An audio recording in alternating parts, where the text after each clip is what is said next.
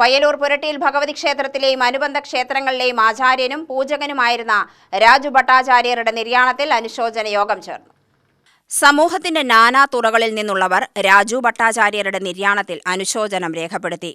പുരട്ടിയിൽ Bhagavathi Devaswom trust ഭാരവാഹി ശശിധരകുമാർ, ബ്രാഹ്മണ സമൂഹം ദേവസ്വം ഭാരവാഹി ഡോക്ടർ സന്തോഷ്, NSS കരയോഗം സെക്രട്ടറി കെ ഗിരീഷ് കനകത്ത്, ഹരിജനോദ്ധാരണ വായനശാല പ്രതിനിധി C Vinod Kumar, N Ramachandran Nair, N Praveen, ബ്രാഹ്മണ സമൂഹം പ്രസിഡന്റ് ത്യാഗരാജ അയ്യർ, PV ശേഷാദ്രി തുടങ്ങിയവർ അനുശോചിച്ചു.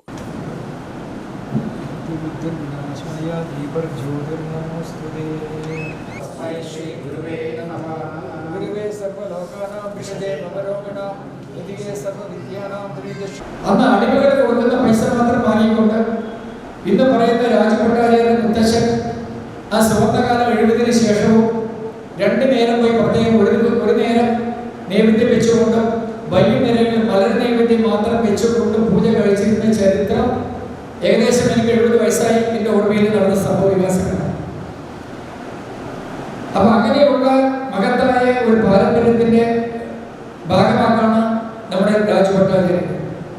അപ്പൊ അദ്ദേഹം ഇവിടെ ചാർജ് കിടക്കുമ്പോഴേ വളരെ ശുദ്ധമായ ശമ്പളം, ഒരു 60 രൂപ ശമ്പളത്തിൽ 1983 സെപ്റ്റംബറിൽ ആണ് രാജു ചാർജ് എടുത്തത്. ഏകദേശം 43 വർഷമായി. ഞാൻ മാനേജ് ട്രസ്റ്റിൽ 36 വർഷമായി. 83-ലാണ് തുടർച്ചയായിട്ട് വന്നിരുന്നു അവരുടെ കുടുംബം. അന്ന് വാസ്തവത്തിൽ അദ്ദേഹത്തിന്റെ അമ്മാവന്റെ വീട്ടിലാണ് ജനിച്ചു വളർന്നത്. അപ്പോൾ അറിയാം അദ്ദേഹത്തിന്റെ കുട്ടിക്കാലങ്ങൾ എങ്ങനെയായിരുന്നു. അമ്മയെ നഷ്ടപ്പെടുന്നത് വെറും 60 ദിവസം മുമ്പ് തന്നെ രാജുവിനെ പ്രസവിച്ച് കുളത്തിൽ കുളിക്കാൻ പോകുമ്പോൾ അന്ന് വീട്ടിലൊരു സൗകര്യമില്ല. അന്ന് കുളത്തിലെ കുളിക്കാനൊക്കെ പോകും. UTV news, Palakkad.